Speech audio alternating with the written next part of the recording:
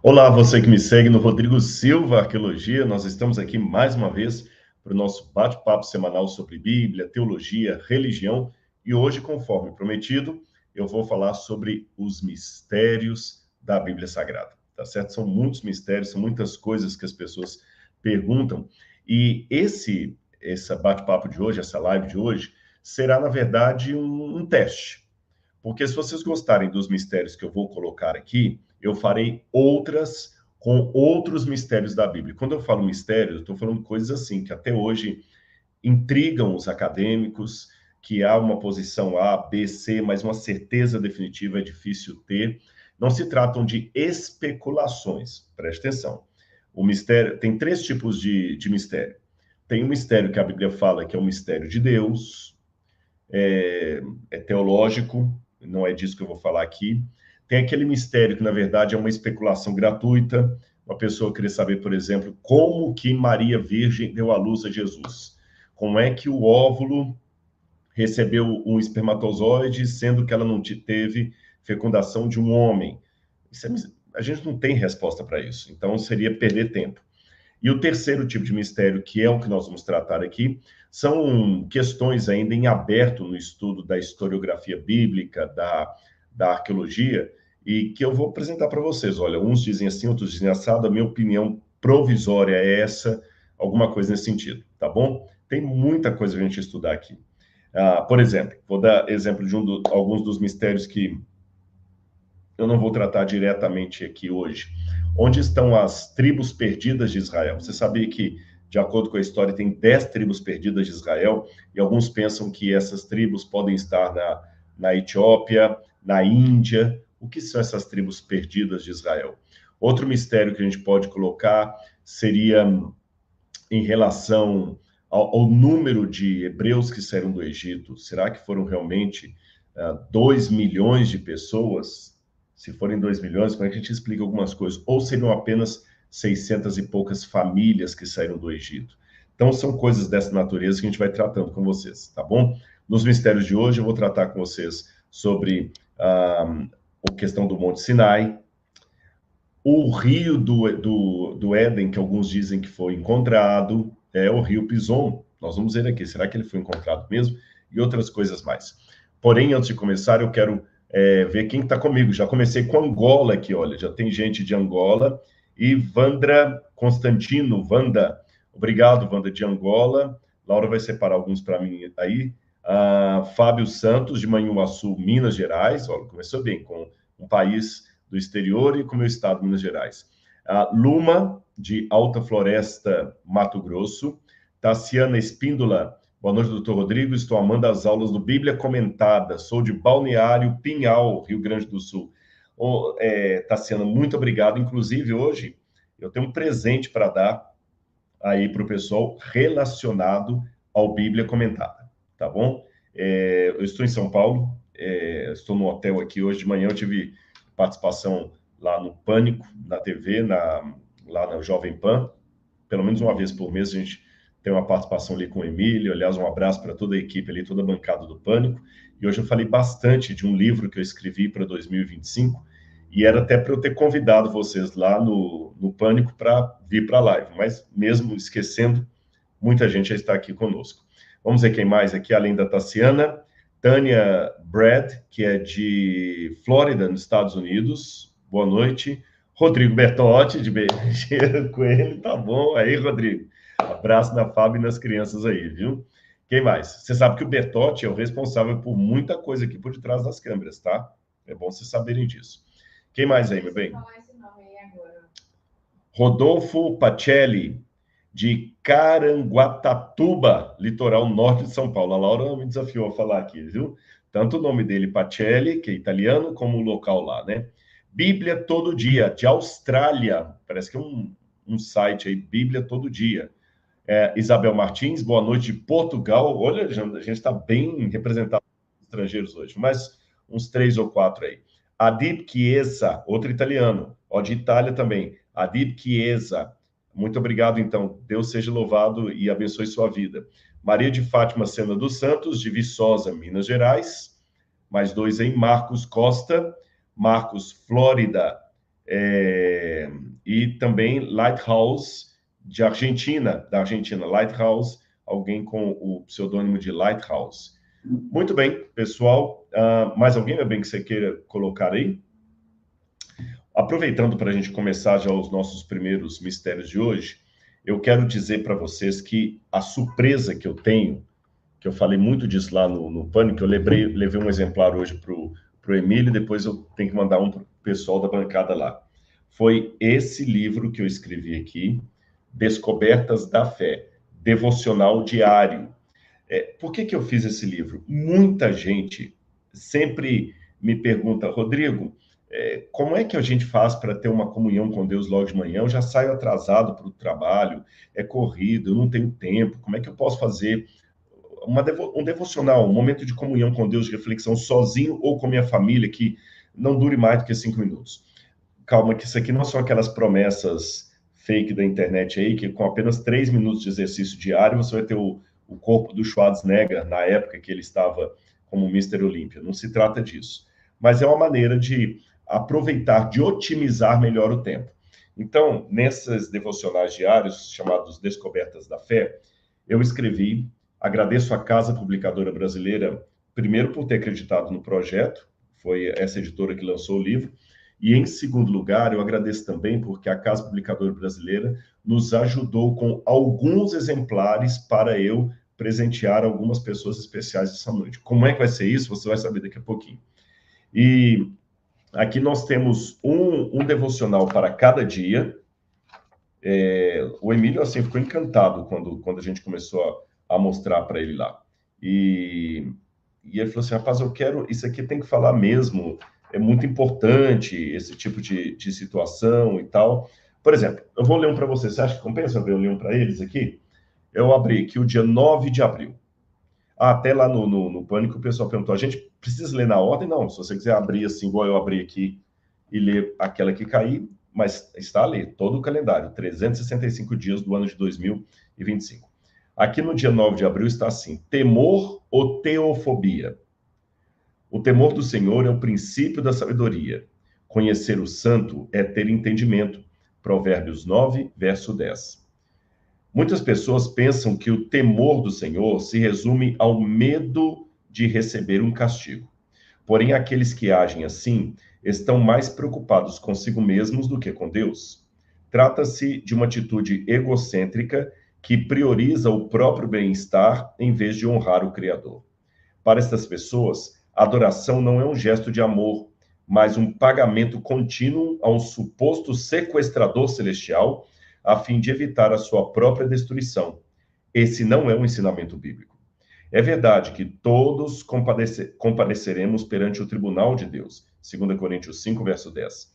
No entanto, se cremos em Cristo, isto não deveria nos encher de pânico, pois seu sangue pagou o preço dos nossos pecados e temos um advogado junto ao Pai, 1 João 2, verso 1. Foi contra esta desconfiança em Deus que João falou. No amor não existe medo.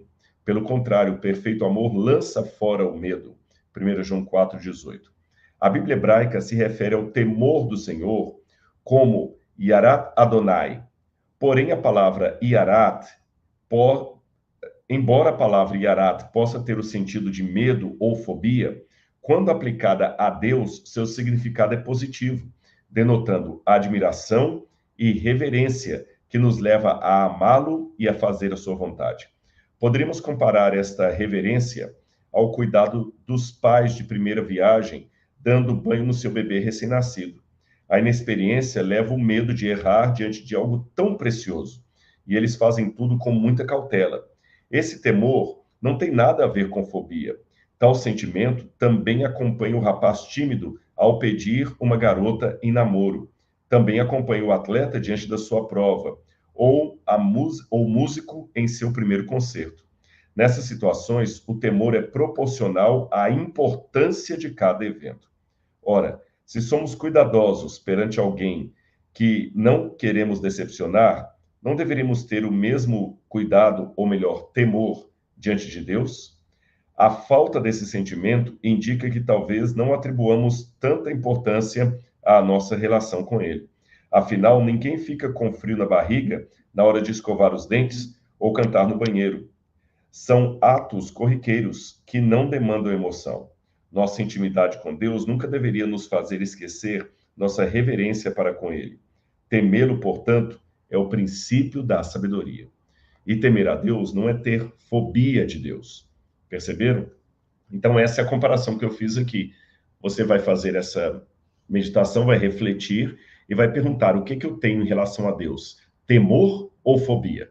As comparações que eu fiz ali, o temor do Senhor é semelhante àquele cuidado que um pai de primeira viagem tem ao cuidar do seu filho, ao mimar, ao ninar uma criança, ao dar banho num recém-nascido, tem medo de fazer alguma coisa errada.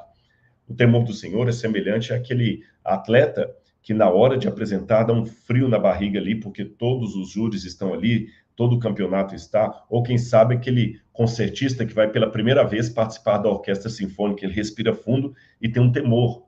É diferente daquela situação de fobia que alguns nutrem, quando, por exemplo, tem medo de aranha e vem aranha em qualquer lugar.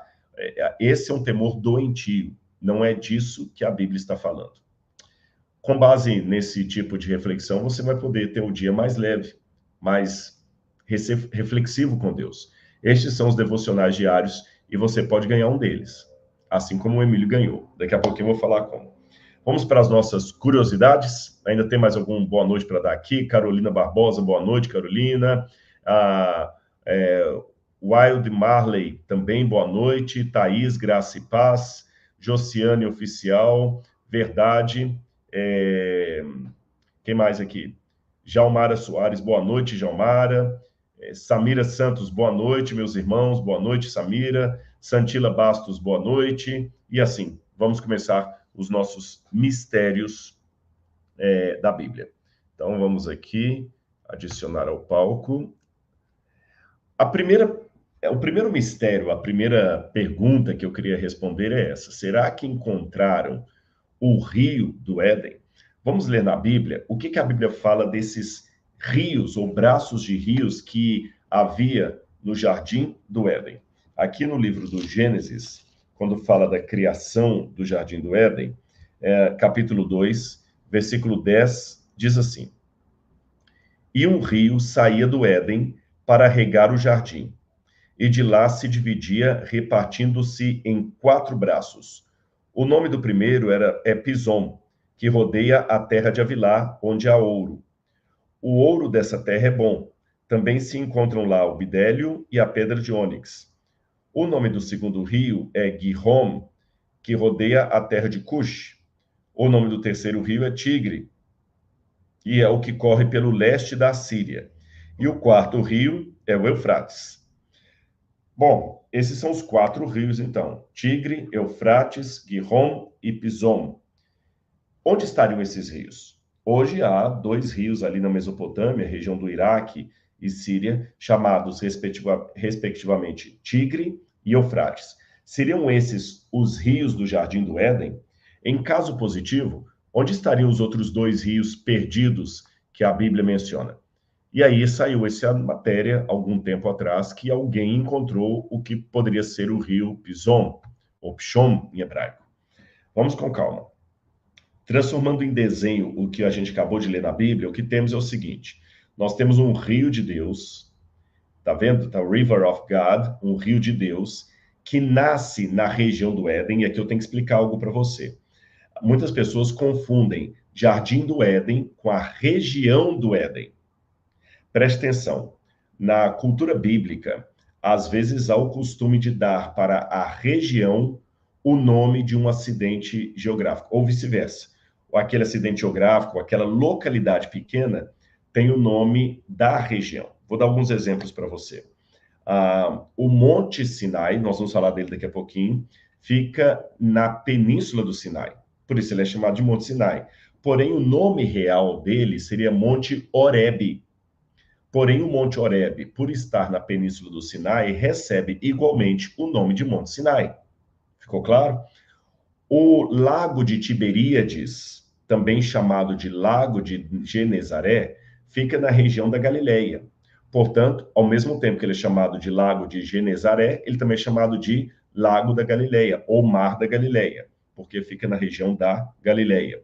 Outro exemplo, o Monte Pisga fica na região do Nebo, então ele também é chamado Monte Nebo. Percebeu isso? Então, na Bíblia, muitas vezes, o nome de uma localidade menor ou de um acidente geográfico recebe o mesmo nome de toda a região. Então, o jardim, o paraíso de Deus, ficava na região do Éden, que, por sua vez, é identificado na Bíblia como a região do Oriente. Se o Éden ficava no Oriente e o jardim também ficava na região do Éden, então ele é chamado de Jardim do Éden. Mas a Bíblia fala que o Éden também era uma região. Quer ver? Eu vou ler para vocês aqui. Gênesis capítulo 2, versículo 8. E o Senhor Deus plantou um jardim no Éden, na direção do Oriente, e pôs nele o homem que havia formado. Deus plantou um jardim no Éden. Então, o Éden é a região que tinha um jardim. E nessa região tinha um rio que nascia, passava pelo jardim e depois se dividia em 4 rios: Tigre, Eufrates, Pishon, ou Pison, e o Gihom. O Eufrates é chamado na Bíblia de Hidekel. Daqui a pouco nós vamos falar sobre isso para vocês e por que as pessoas pensam que Hidekel seria o rio Eufrates. Vamos lá. Acontece que muita gente acredita que o Jardim do Éden estaria no Golfo Pérsico. Por que eles dizem isso? Porque, se você olhar bem esse mapa que eu apresentei, o Golfo Pérsico, onde estaria o Kuwait hoje, depois do Kuwait você tem logo acima o Iraque e para baixo você tem a Síria. Estão vendo essa parte verde escrita aí, Garden of Eden? Muita gente fala que aí era o Jardim do Éden. Por que declaram ser aí o Jardim do Éden? Bom, a coisa mais óbvia, porque você tem um braço de rio subindo aí, que se divide entre o Tigre e Eufrates. Muito bem. Você tem também um terceiro braço de rio, o Karum, que sobe aí à direita, você pode ver que está escrito Karum, e muitos pensam, esse poderia ser o Gihom. E agora, há poucos anos, encontraram, por um trabalho em satélite, onde está aí pontilhado um rio fossilizado, um rio que desapareceu. Um rio enorme, que pegaria toda a parte ali da Península Arábica. Esse rio, ele é chamado de um rio do Kuwait, um rio que desapareceu, e eles começaram a desconfiar da existência desse rio primitivo, que hoje não existe mais, só o leito dele, porque viam pedras, pedregulhos, que eram típicos lá da região do Kuwait, colocados aqui embaixo, tá certo? Então, provavelmente esse rio era um rio, era um canal de rio. Vou mostrar uma outra imagem para vocês desse rio. Olha aqui, então. Então, você teria o Tigre, o Eufrates, o provável Gihom, ou Gihom, que seria o rio Karum, e do lado de cá, o rio Pison, que seria esse rio do Kuwait, esse rio aí que foi descoberto e que estaria desaparecido. Será que seria isso mesmo? Nós temos um problema de cara já com essa informação. Qual é o problema? É que, na verdade, a Bíblia fala, vamos voltar aqui ao que a gente viu na mensagem bíblica. Olha, a Bíblia fala que um rio saía do Éden, lembra disso? E ele se dividia em 4 regiões. Sendo assim, esse rio deveria nascer na região onde estava o Jardim do Éden. O problema é que quando a gente vai para essa imagem aqui que vocês estão vendo, o rio Tigre e Eufrates, ele está descendo para o Golfo Pérsico. Ele desemboca no Golfo Pérsico. Vocês estão vendo? Então aqui você tem o Golfo Pérsico, com essa parte de mar aqui. Para vocês o mouse não aparece, né? O mouse não. Estou vendo, não aparece não. Mas vocês conseguem ver aí, estão vendo em Garden of Eden, onde está escrito que tem um mar, esse lugar recebe as águas do rio. E o rio também que foi localizado, chamado Rio Kuwait, que está pontilhado aqui, ele também acabava desembocando aqui no mar. Então, esse rio que encontraram desembocava no mar, desemboca até hoje. O rio Carum também vem e desemboca no mar. O rio Tigre e Eufrates vem para esse canal que, por sua vez, desemboca no mar. Ou seja, esses 4 rios que aparecem na região aí, eles vêm de cima para baixo. Se eles desembocam no mar, aí não poderia ser o Jardim do Éden. Porque, de acordo com a Bíblia, os rios saíam da região do Éden. E aqui, os rios estão indo para essa região. Então, não é isso que a Bíblia fala. Só isso aí já nos faz descartar isso aí, como sendo o lugar do Éden. Por isso que nesse mapa que eu estou mostrando aqui, você tem 2 possibilidades do Éden. Tem alguns que colocam o Éden aqui embaixo no Golfo Pérsico, onde está escrito Persian, tá vendo o Éden aí, olha? E tem outros que acham que não, que o Éden estaria acima, onde hoje seria a Turquia. Por quê? É daqui dessa região da Turquia que nascem o rio Tigre e o rio Eufrates. Então, se ele nasce daqui, é daqui de cima que deveria sair os rios e aqui que deveria estar o Jardim do Éden. Sendo assim, onde é que estaria o rio Pison e o Gihon? Então, esse é um mistério. Ninguém sabe onde estariam esses outros 2 rios. Existe uma outra hipótese, eu não vou explorá-la muito aqui com vocês, que acha que o local do antigo Jardim do Éden seria Jerusalém.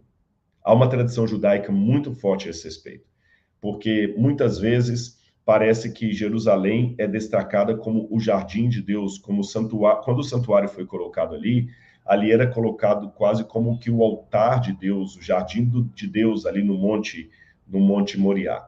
Alguns teólogos acreditam que a Nova Jerusalém, que desce do céu, de acordo com Apocalipse 21, ela descerá sobre a atual cidade de Jerusalém, porque na profecia de Zacarias diz que o Monte das Oliveiras vai ser fendido de norte para o sul e haverá um vale no meio dele, e ali virá o Senhor para exercer o seu juízo. Então, tudo leva a crer que após o milênio, é nessa região onde hoje está o Monte das Oliveiras e a cidade de Jerusalém, que será aberta e aplainada para receber a Nova Jerusalém. Bom, muitos pensam, de acordo com uma tradição judaica, que a Nova Jerusalém é nada mais, nada menos que o Jardim do Éden, onde viveu Adão. E existe uma tradição, ela não está na Bíblia, quero deixar bem claro, é uma tradição, então não posso afirmá-la, que diz que quando Adão e Eva pecaram, o Jardim do Éden ficou um tempo aqui na terra, porém ele foi arrebatado para não ser coberto pelas águas do dilúvio. Isso parece fazer sentido num aspecto, porque quando Deus fala da Nova Jerusalém, a Nova Jerusalém não é uma Jerusalém inédita, é a renovação de uma cidade que já existia. Mas não pode ser a Jerusalém terrestre, porque essa está aqui. E quando Jesus voltar, essa Jerusalém vai estar aqui. Então, essa Jerusalém que desce do céu é uma cidade que foi reformada, restaurada, renovada por Deus. É assim que está no original grego do Apocalipse. Se ela foi renovada, e Isaías sempre descreve essa Nova Jerusalém em consonância com a localidade da Jerusalém da Terra, que cidade é essa que foi renovada? Não seria isso um indício dessa tradição antiga, que é encontrada até entre os judeus, que o Jardim do Éden foi arrebatado para o céu e ele voltará na forma da Nova Jerusalém? Pode ser. E se essa Nova Jerusalém vai descer onde hoje está a Jerusalém atual, não seria o caso de acreditar que ali era a localidade do antigo Éden? Há outros argumentos além desses. Eles não são conclusivos para além de qualquer questionamento, mas eles abrem pelo menos a possibilidade de que o Jardim do Éden seria Jerusalém. E sendo assim, os que acreditam nessa hipótese pensam que de Jerusalém sairia antes do dilúvio os 4 braços que faziam os rios. Então, um braço subiria e formaria o Tigre e Eufrates atuais, o outro braço passaria por baixo de onde hoje está o Mar Vermelho, ali no Golfo de Acaba, e depois desceria, e ele faria um braço que passa pela Etiópia, que seria a terra de Cuxi, e outro braço que passa ali abaixo da Península Arábica, onde estaria o ouro de Avilá, que a Bíblia menciona tantas vezes. O problema é encontrar os indícios geológicos desse rio debaixo do mar, como alguns colocam. Existem também alguns que pensam que é impossível nós sabermos quais eram os rios do Éden, qual a localização exata do Jardim do Éden, porque entendendo que o dilúvio foi uma catástrofe que pegou toda a Terra, não sobrou nada geograficamente do período pré-diluviano para compararmos hoje. Porque imagine, o dilúvio foi algo terrível. E mesmo que eu sair da história bíblica e ficar apenas com a história geológica, há indícios claros que a Terra foi afetada por uma grande catástrofe. Tanto é que, pergunta para qualquer professor de biologia como os dinossauros desapareceram. Eles vão falar que foi um meteoro que veio do céu, um astroblema, bateu na Terra, lá na península, lá no México, Yucatán, e trouxe um cataclisma que destruiu todos os dinossauros, a fauna, a flora, deu tsunamis enormes, e a humanidade só veio depois disso. Ou seja, há indícios de uma catástrofe universal. Pressupondo que essa catástrofe possa ser o dilúvio mencionado na Terra, então não haveria muita coisa que sobrou da geografia pré-diluviana para eu comparar hoje. Tanto é que no passado havia apenas um continente, a Pangeia, e hoje nós temos aí essa Pangeia dividida, a América do Sul, a América do Norte, a África, a Eurásia, a Ásia, etc. Então é difícil a gente estabelecer. Esse é um mistério da Bíblia, tá certo? É um dos mistérios, e eu já apresentei para vocês aqui as posições que há a esse respeito. Outro mistério, o paradeiro da Arca de Noé. Muita gente fala, onde é que está a Arca de Noé? Ou pergunta onde está a Arca de Noé, ou aparece, via de regra, com uma matéria na internet aí, dizendo, olha, é verdade que encontraram a Arca de Noé no Ararat, e falam isso. Acho que tem até uma dos devocionais aqui que eu falo sobre a Arca de Noé e traz uma meditação sobre o dilúvio. Qual seria o paradeiro da Arca de Noé? Bom, a Bíblia fala que quando acabou o dilúvio, que a Arca de Noé pousou nas montanhas do Ararat. Isso aqui é uma coisa importante de ser lida. Eu vou ler para vocês aqui, olha. Vamos ver aqui. A passagem que está no livro de Gênesis, capítulo 8. Gênesis, capítulo 8, versículo 5 diz assim, versículo 4. No dia 16 do 7º mês, a arca pousou sobre as montanhas de Ararat. Então, de acordo com a Bíblia, dá a entender que a terra foi toda inundada, depois as águas começaram a baixar e os primeiros picos começaram a aparecer, e o Ararat, as montanhas do Ararat, foram a região onde a arca pousou. Eu acho interessante destacar que na Bíblia a palavra montanha, Arim, está no plural, tá certo? Montanhas do Ararat. Onde seria essa parte? Você está vendo um mapa aí, onde está escrito Monte Ararat. E as pessoas pensam que é como quando eu era criança, que tinha o desenho A Arca do Zé Colmeia, que era um pico assim com a arca pendurada ali em cima, né? E o Zé Colmeia brincando com... Não era assim. A região do Ararat é uma cordilheira enorme.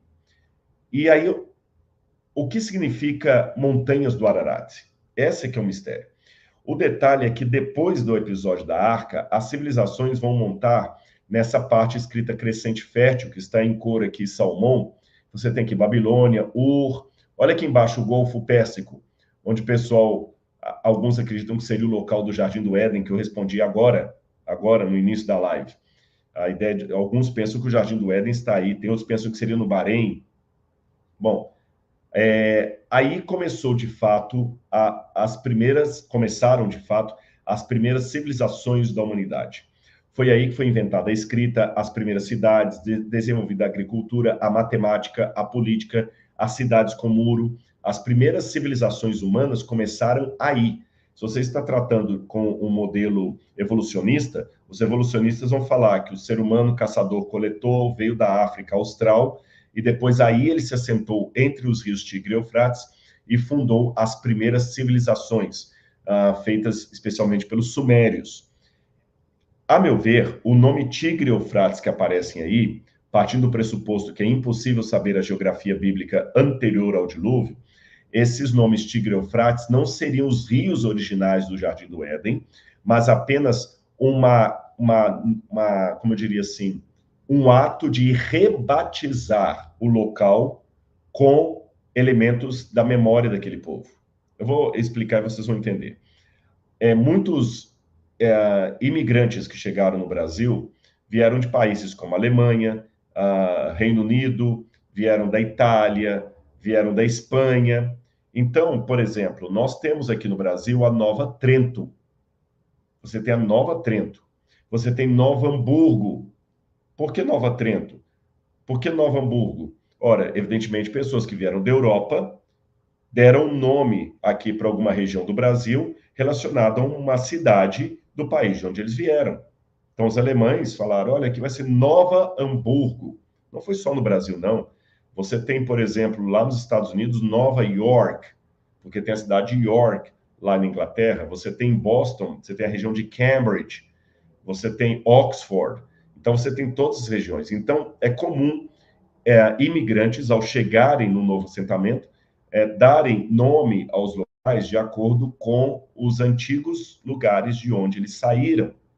Você não tem Chinatown lá nos Estados Unidos, Chinatown, que foram chineses. Então, é provável que aqueles primeiros descendentes dos sobreviventes do dilúvio dessem à região o nome de Tigre e Eufrates, porque é o nome do jardim paradisíaco de onde os seus ancestrais foram expulsos. Tranquilo, simples assim. Agora, se você pegar Monte Ararat lá em cima e supor que a Arca de Noé pousou ali, e dali eles vieram para a Península do Sinai, aí nós vamos ter, do Sinai, corrigindo, não a Península do Sinar, nós vamos ter um problema aí. Por quê? Gênesis capítulo 11, versículo 2 diz assim, olha, vou ler para vocês. Os homens partiram do Oriente, encontraram uma planície na terra de Sinar, que eu acabei de falar, e habitaram ali. Então, voltando o slide, dá a entender assim, que os homens vieram do Oriente para a Península de Sinar. A Península de Sinar é justamente a região onde está a Babilônia. E Ur, aliás, é a cidade de onde saiu Abraão. Ur, Eridu, Erech, Lagash, essas cidades todas aqui.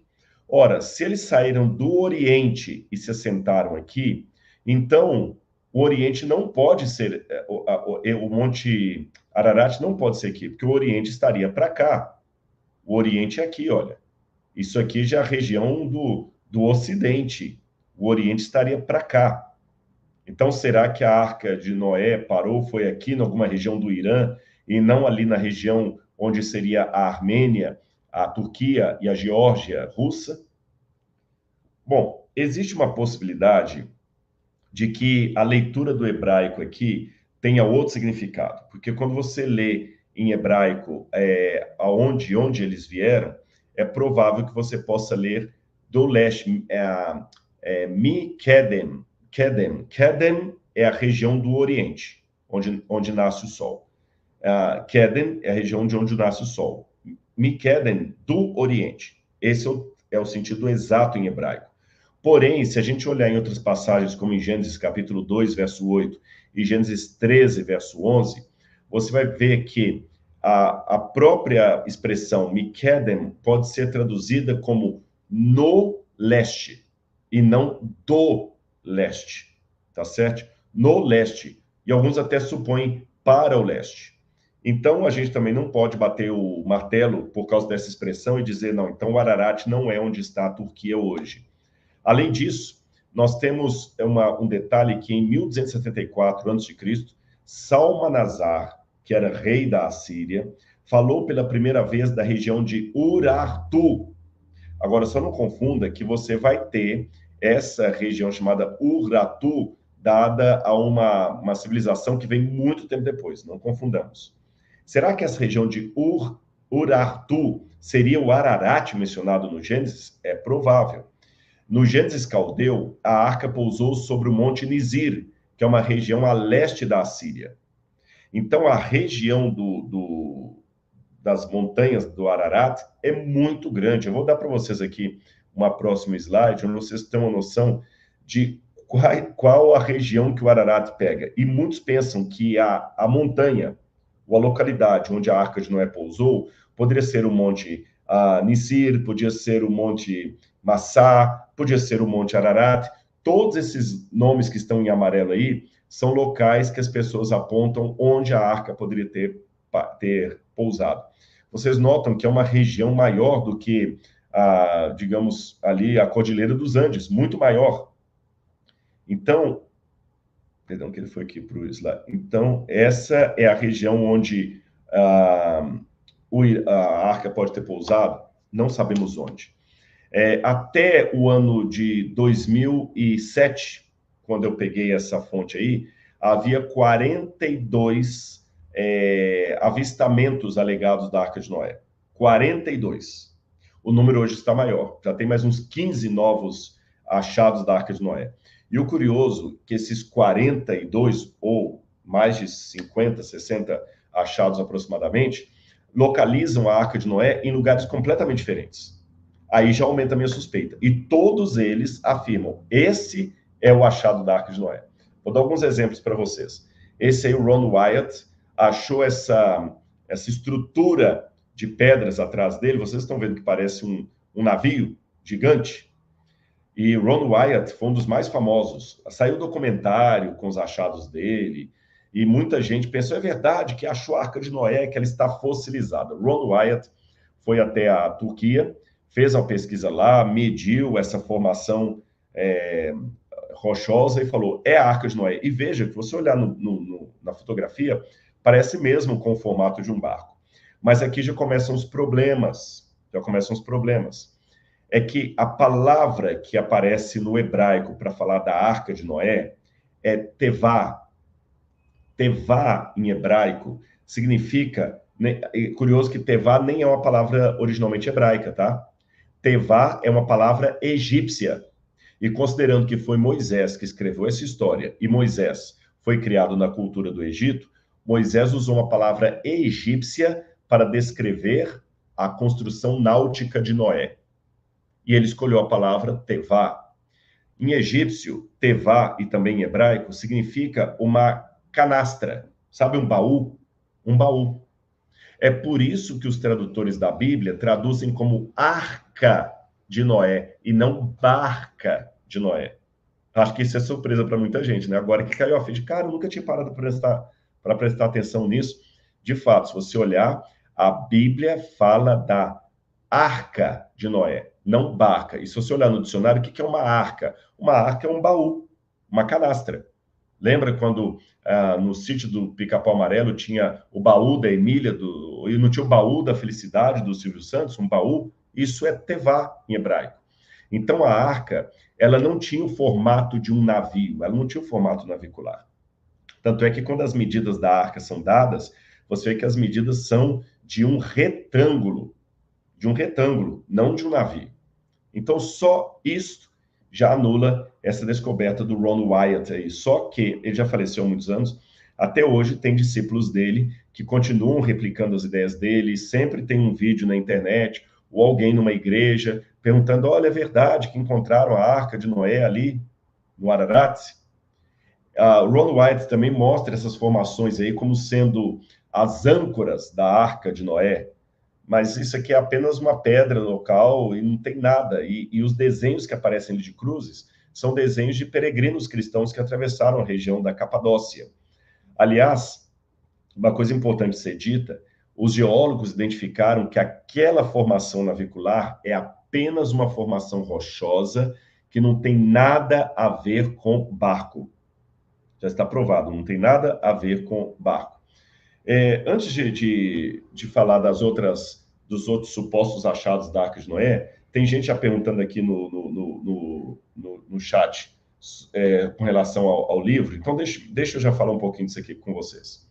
Eu vou pegar a cola aqui, se eu errar alguma coisa, a Laura me ajuda ali. Como é que é o critério? Aqui eu quero agradecer de princípio aqui a Casa Publicadora Brasileira, porque eles cederam uma quantidade desses exemplares aqui para a gente poder fazer essa promoção para vocês. Um pouquinho, que a gente perguntou se hoje é seu aniversário. Não, meu aniversário foi sábado. viu? Muito obrigado, ainda recebo, viu? Ainda estou recebendo, viu? Não tem problema não.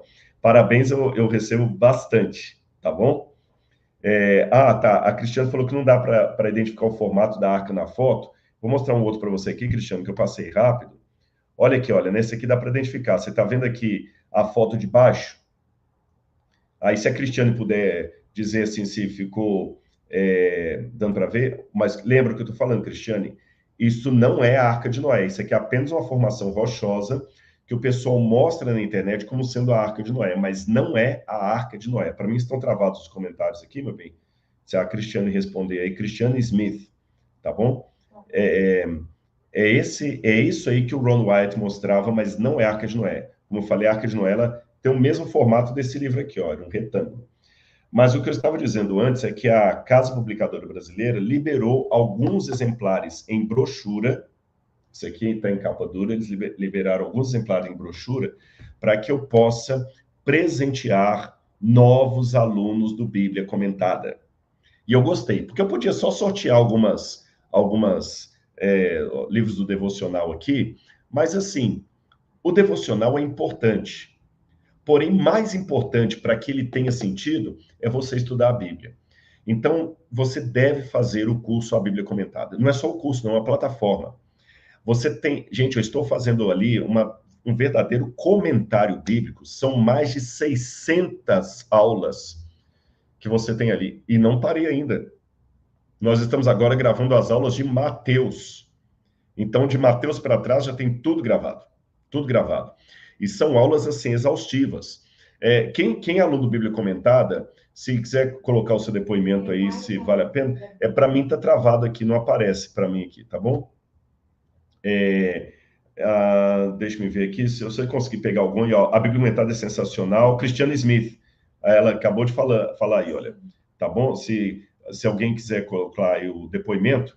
E, pessoal, mas eu não tenho tempo. O Bíblia Comentada é para o seu tempo. Você vai assistir às aulas como você quiser, quando quiser. Aí eu quero começar pelo Êxodo, não tem problema. Aí eu quero começar estudando o livro de Jó. Pode começar com o livro de Jó. 80% das aulas fui eu que gravei, mas 20% tem especialistas. As aulas são muito boas mesmo, a Priscila falando. A equipe é múltipla. Sou aluno Alexandre Rodrigues. Então, pessoal, vale a pena. E não é só um curso, não, é uma experiência, porque você tem na plataforma aula de grego, aula de hebraico. Se você quiser fazer grego e hebraico para aprender a ler na sua casa, você não vai ter nada inferior ao que você teria numa faculdade de teologia. Simone Pereira está falando aí, é ótimo.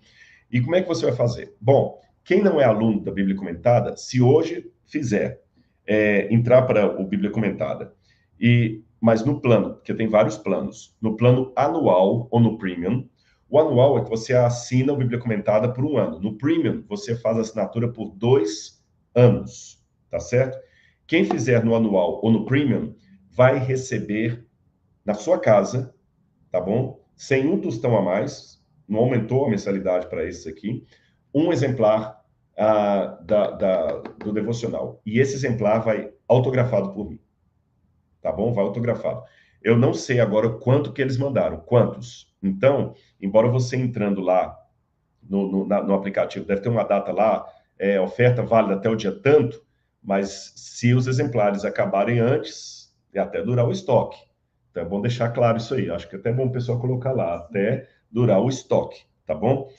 Depois eu vou checar direitinho quantos que eles conseguiram, e eu vou assinar um por um e vamos mandar para sua casa em qualquer lugar do Brasil. Aí alguém vai perguntar aqui, Rodrigo, eu amo as aulas aqui, a Claudete escreveu.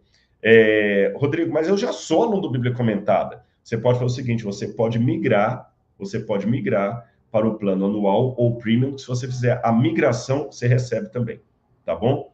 A Maria Cristina falou aqui, ó, esse curso é uma benção, aulas excelentes, com muita informação, tem sido uma benção na minha vida. Se você não está no plano anual ou premium, se você migrar, se você estiver no anual e migrar para premium, você ganha também. Agora, eu moro no exterior, aí nós vamos ter que fazer um acordo. Se você mora no exterior, você vai ter que colocar o endereço de algum parente seu, de alguém no Brasil, porque a gente só pode mandar para o Brasil, tá certo? Porque o exemplar já não está sendo incorporado à mensalidade. Então, se a gente ainda pagar internacional, aí fica financeiramente inviável para a equipe, tá bom?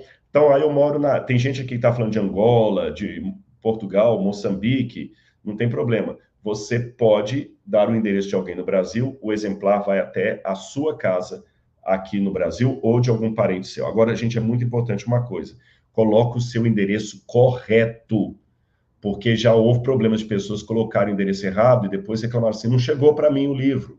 Quando as meninas vão olhar lá, ela colocou um endereço que não existia, o correio devolveu. Tá bom? Então é muito importante. Olha, leia de novo. Gustavo da Silveira, 280, não é 250, senão o correio não acha e devolve.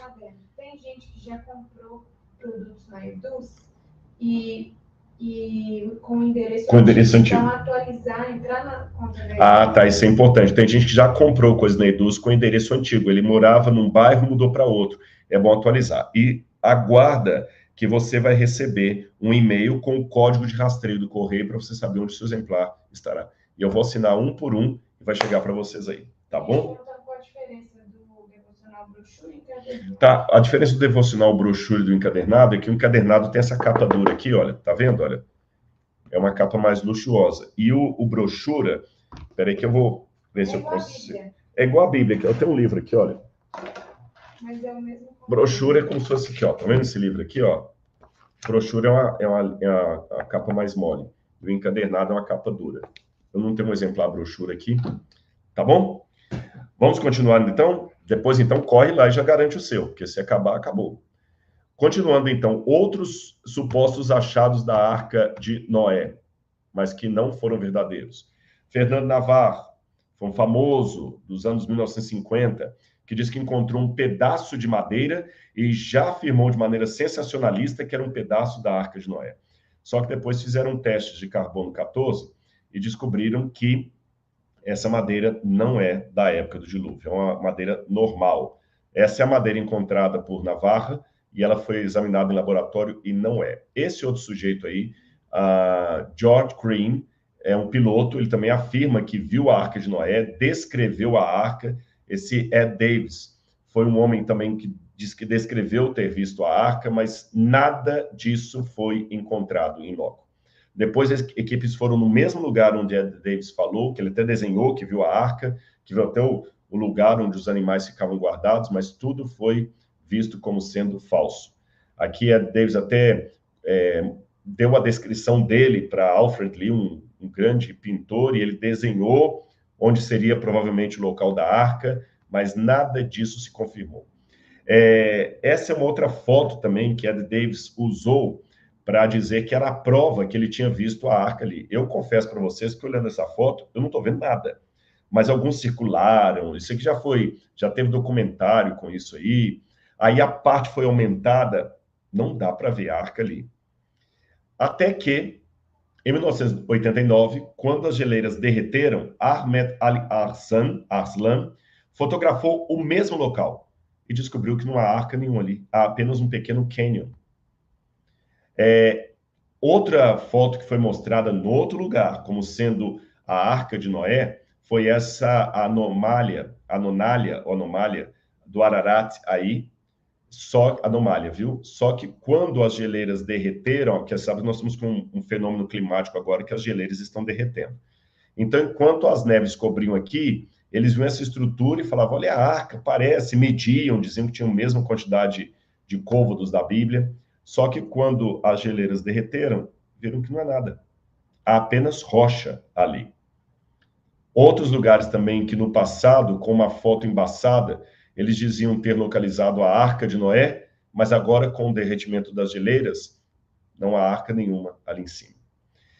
O mais sensacionalista que houve nos últimos tempos foi em 2004, quando o fundador da Miriam Evangelism, Andrew Wen Man Fai, e o pastor Boaz Lin Shi Kyong anunciaram a descoberta de partes da Arca de Noé no Monte Ararat. E eles relataram que a sua equipe encontrou uma grande estrutura de madeira a uma altitude de 4.200 metros, 13.800 pés, durante a sua quarta viagem à montanha. E de acordo com a exposição no pequeno parque temático que há lá em Hong Kong, a equipe de busca vinha explorando o Ararat como a Noah's Ark Ministries International, chamada NAMI, desde 2003. Ian e Lee não tinham nenhuma evidência de sua afirmação, além de imagens borradas, pois eles disseram que uma força misteriosa impediu as filmagens. Só que quando os geólogos foram ver as paredes de onde eles fotografaram, como essas aqui, viram que essas paredes aqui são apenas basalto. Isso aí não é madeira. E depois, esses orientais foram desmentidos e tudo isso aí foi comprovado como sendo fake. Mas, via de regra, assim como Ron Wyatt, esses aí também voltam como sendo... Essa foto foi divulgada como sendo de dentro da arca. Só que nada disso é madeira. Tudo isso aí, os geólogos falaram, isso é uma formação rochosa, basáltica, normal, muito encontradiça na região, tá certo? Então, lamento dizer a vocês, nós temos muitos indícios do dilúvio, como a Bíblia falou, mas não temos hoje nenhum indício do achado da Arca de Noé. Mas deixe-me responder uma pergunta que alguém fez aqui, passou rápido. Veja bem, isso significa que a arqueologia não tem uma comprovação de cada coisa que a Bíblia apresenta? Não. Eu lamento dizer para vocês que, de todas as histórias que a Bíblia apresenta, apenas uma fração muito pequena, foi confirmada pela arqueologia. Nós temos uns quase 200 nomes de pessoas que aparecem na Bíblia, que a arqueologia já confirmou que são pessoas que existiram na história. Mas eu tenho centenas de outros nomes que eu não tenho nenhuma comprovação arqueológica deles. Por exemplo, até hoje não encontraram fora da Bíblia nenhuma inscrição que comprove a existência de Abraão, Isaac, Jacó ou José do Egito. Não temos nenhuma inscrição fora da Bíblia que comprove a existência de Moisés. Eu não tenho nenhuma inscrição fora da Bíblia que comprove a existência de Salomão. Eu não tenho, nenhuma inscrição fora da Bíblia que comprove a existência de Noé. Então, personagens como Davi, o rei Jeú, Salmanasar, provavelmente Isaías, num selo parcial que encontraram, os companheiros de Daniel, esses sim, nós temos achados arqueológicos fora da Bíblia que confirmam a sua existência. Mas, como eu falei, Salomão eu não tenho nenhuma comprovação arqueológica de Noé, eu não tenho comprovação arqueológica de Sara, para dar exemplo de algumas mulheres, eu não tenho comprovação arqueológica de Esther, nem do rei Assuero. Então, como é que eu continuo acreditando na Bíblia se um monte de histórias dela eu não tenho comprovação arqueológica? Há várias razões que me levam a crer na Bíblia, mas sendo a arqueologia uma delas, não a única, uma delas, eu posso dizer para vocês que o trabalho da arqueologia é semelhante à pesquisa de opinião pública. Agora que a gente está aqui, eu estou em São Paulo, estamos numa época de eleições, o pessoal já está sinalizando aí, né, nas redes sociais, olha, as pesquisas estão dizendo que fulano de tal está em primeiro lugar nas intenções de votos, etc. Se você for em Belo Horizonte, as pesquisas também estão sendo divulgadas, quem está em primeiro lugar, em segundo. Todo ano de eleição acontece isso. Olha, o Ibope registrou a Folha de São Paulo, Datafolha, fez isso, etc. E hoje as pesquisas indicam que se as eleições fossem hoje, Machado de Assis ganharia em primeiro lugar com tantos por cento do voto. Em segundo lugar, ficaria Cecília Meirelles e assim por diante. Pois bem, se você pegar essas pesquisas, elas não entrevistaram 100% da população. Eu nunca fui parado por uma pesquisa de opinião pública. Estou falando uma pesquisa séria, bem feita, tá bom? Não estou falando uma pesquisa comprada, feita de qualquer jeito, não. Estou falando uma pesquisa séria. Essa pesquisa trabalha com dados seríssimos da estatística. A estatística é uma ciência tão profunda que só um estatístico consegue elaborar uma pesquisa real de estatística e interpretá-la. Eu já participei de banca de doutorado, onde o trabalho do sujeito foi quase reprovado porque ele não consultou um estatístico profissional para validar os dados que ele tinha encontrado. Então, você tem que ter um estatístico para poder te ajudar a elaborar a pergunta, as perguntas que vão ser feitas, o número de pessoas que vão ser entrevistadas para ver se a amostragem é realmente relevante ou não é relevante, a divisão em faixa etária, localidade, tudo isso o estatístico faz. E depois que você coleta os dados, você precisa de novo do estatístico para poder ajudar você a interpretar os dados. Então, assim como uma pesquisa de opinião pública tem a noção do todo pela parte, compreende? Ele tem uma noção do todo pela parte, a arqueologia também. Eu tenho uma noção do todo da Bíblia pela parte que já foi encontrada e confirma as histórias dela. E até hoje, nenhum achado arqueológico negou, para longe de qualquer questionamento, uma história da Bíblia. Nenhum achado arqueológico, eu posso afirmar para vocês, nenhum achado arqueológico hoje desmentiu uma passagem da Bíblia. Ah, não, Rodrigo, mas tem acadêmicos que discordam de você. A Bíblia foi desmentida. Por exemplo, nós não temos hoje nenhuma prova do povo de Israel sendo no Egito. Bom, em primeiro lugar, depende de como você interpreta o que você tem no Egito. Que eu tenho papiros de Pulver, eu tenho as inscrições lá do sarcófago da Câmara Mortuária de Tutmoses III. Em primeiro lugar, o que você está interpretando como evidências? Segundo, a maioria absoluta daqueles que dizem que a arqueologia desmente a Bíblia, eles participam da ausência de evidências para afirmar alguma coisa. Por exemplo, eles dizem, ora, eu não encontrei nenhuma prova de Moisés no Egito. Então, Moisés não teve no Egito. Só que isso é muito relativo. Se eu tiver uma caneta Montblanc e perder a caneta Montblanc numa sala e não encontrar, não significa que eu sou mentiroso. Eu posso ter perdido essa caneta em outro lugar, sabe? A ausência de evidência não é evidência da ausência. Agora, aquilo que realmente foi confirmado sempre bate com a Bíblia Sagrada. E já houve algumas situações que as pessoas duvidaram da historicidade bíblica, por exemplo, quando negaram a existência da Babilônia, e o achado posterior da Babilônia silenciou os críticos, e assim por diante. Vou falar só de mais um mistério hoje, tá bom? A localização do Monte Sinai na Arábia. Tem muita gente falando disso. Olha, localizaram que o Monte Sinai fica na Arábia, e foi na Arábia que Moisés esteve com os hebreus, eles não foi na Península do Sinai. Deixe-me dizer para você que o Monte Sinai tem vários candidatos, tá bom?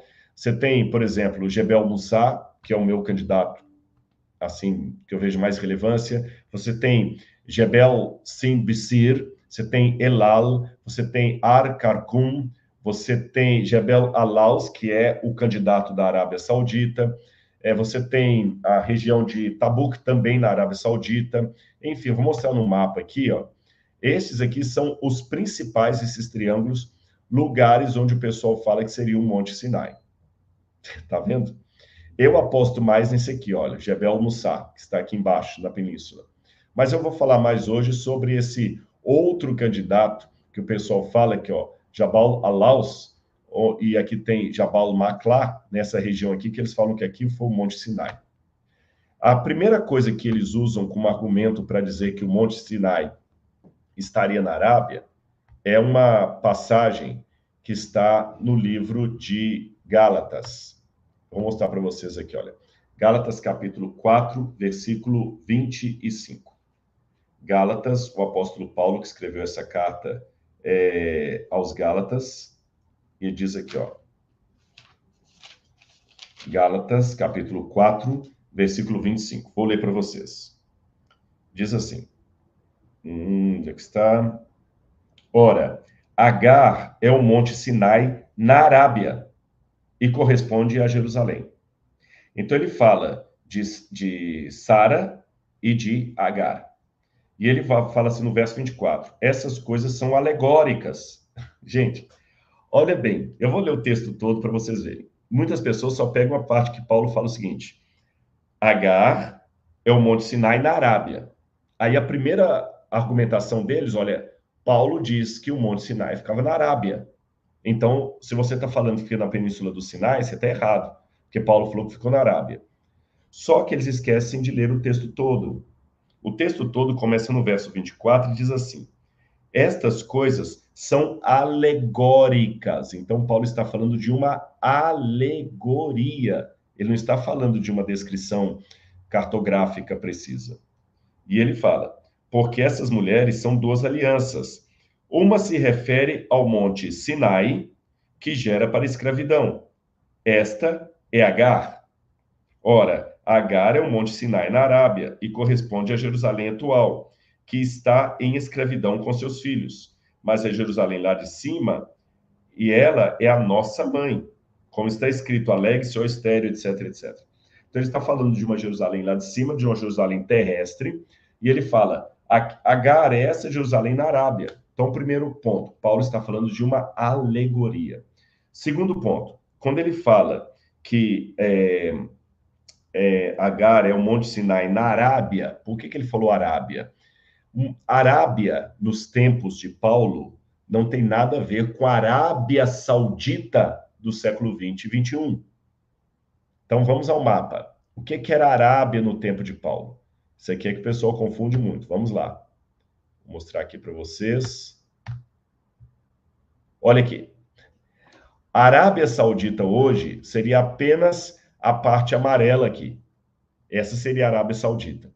Só que na época de Paulo, a Arábia tinha 3 partes. A Arábia, 4 partes. Não, 3 partes mesmo. A Arábia desértica, também chamada de Arábia Pétrea, que é a parte em verde. A Arábia Félix, que seria a parte em vermelho. E a Arábia normal, que é a Arábia amarela, a Arábia desértica. Tá certo? Então, você tem a Arábia desértica, que é amarelo, agora corrigindo aqui que eu falei errado. A Arábia Pétrea, que seria a Arábia ali vermelha. E a outra, Arábia em verde, Arábia Félix. Então, países que hoje se chamam Jordânia, Síria, Arábia Saudita e Egito, esses 4 países, na época de Paulo, formavam uma enorme região chamada Arábia. Simples assim. Então, quando ele fala Agar é o Monte Sinai na Arábia, ainda que alguns queiram tomar a parte dele como sendo algo literal, está incluindo a Península do Sinai. Olha aí, essa parte vermelha é a Península do Sinai aqui embaixo, olha. Estão vendo? Então, a Península do Sinai também era Arábia. Então, de acordo com Paulo, o Monte Sinai poderia estar ali sim, tá certo? Por todos os registros que nós temos da viagem do povo de Israel até a Terra Prometida, não faz sentido que eles tivessem atravessado pelo Golfo de Acaba, como alguns colocam. E se vocês quiserem esse comentário, coloquem aí esse pedido, que eu vou comentar um dia sobre aquele suposto achado de rodas de carros de Faraó lá no Golfo de Acaba. Tá bom? Se vocês quiserem esse tema, peçam aí que eu vou explicar isso para vocês. Por hora, eu só vou dizer que não faz sentido algum dizer que o Sinai ficaria na Arábia Saudita. E o que eles mostram, por exemplo, para provar que o Sinai ficava na Arábia Saudita, seria isso aqui, por exemplo. Olha, eles mostram essa foto e falam que essa parte do cume aí do monte, que está toda preta, toda queimada, aí em Jabal Maqla, seria a glória de Deus que queimou o Sinai, porque a Bíblia fala que o monte fumegava. Vou mostrar outras fotos para vocês. Isso aqui está na internet. Olha aqui, olha. O alto todo escuro, e eles usam isso como indício, como argumentação e prova, que aqui foi o lugar da entrega dos 10 mandamentos. Contudo, os geólogos mostram que essa formação basáltica aqui é comum de toda a região, não apenas de Jabal Maqla. Olha aqui essa foto, tirada de slide do Google Earth. Vocês estão vendo aqui, olha, a parte demarcada aí é onde o pessoal fala que é o Monte Sinai na Arábia Saudita. Mas a parte escura da rocha, olha a grande região toda escurecida. Toda escurecida. Então, usar aquela parte superior da montanha queimada como argumento que ali era o Monte Sinai, não funciona porque toda a região tem essa cor basáltica aí queimada em algum período geológico, que não tem nada a ver com o Monte Sinai. Então, de todos os candidatos que existem, o mais provável é o Jebel Mussar, que fica na Península do Sinai.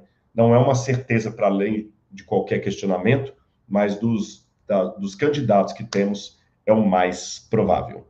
Gostaram desses mistérios da Bíblia? Se vocês gostaram, tá bem? Eu quero que vocês coloquem aqui que eu posso trazer mais mistérios da Bíblia das próximas vezes. Por exemplo, o sudário de Turim. O que eu posso falar sobre o Santo Sudário? O que eu posso falar sobre a Arca da Aliança que está desaparecida? Onde é que estaria a Arca da Aliança? Então, coloquem aí, se vocês querem alguns desses comentários aí que eu posso fazer depois outra live como esta, Mistérios da Bíblia 2, 3, 4. Agora, se você quer conhecer mais a Bíblia, então faça parte do Bíblia Comentada, porque lá, muita coisa que eu estou contando aqui já tem lá, de maneira até muito mais profunda do que esta 1h08 que eu passei com vocês aqui. E quem fizer a assinatura do Bíblia Comentada vai levar de presente o devocional Descobertas da Fé, em brochura, que vai chegar na sua casa em qualquer lugar do Brasil. Tá bem? Várias pessoas querendo mais mistérios. Acho que foi legal mistérios? fazer uma série. Então, fazer uma série, tá bom? E coloquem também depois aí nos comentários que mistérios vocês gostariam. Eu dei alguns exemplos aqui, né? Não no chat. Não no chat, deixa, fica fixado, fica salvo lá, tá bem? Gente, muito obrigado. Não deixem, se gostaram do conteúdo, curtir aqui o vídeo, isso é importante para o YouTube, o seu comentário é importante. Se inscreva no canal do Rodrigo Silva Arqueologia, também se inscreva também no canal da Bíblia Comentada. Me segue lá também no perfil do Instagram lá, Rodrigo Silva Arqueologia e Bíblia Comentada Oficial, tá bem? Que Deus abençoe vocês. O link tá na descrição. O link, o pessoal vai ajudar vocês aí, tá bom? Um grande abraço, que a graça de Deus esteja com todos vocês. Tchau, tchau.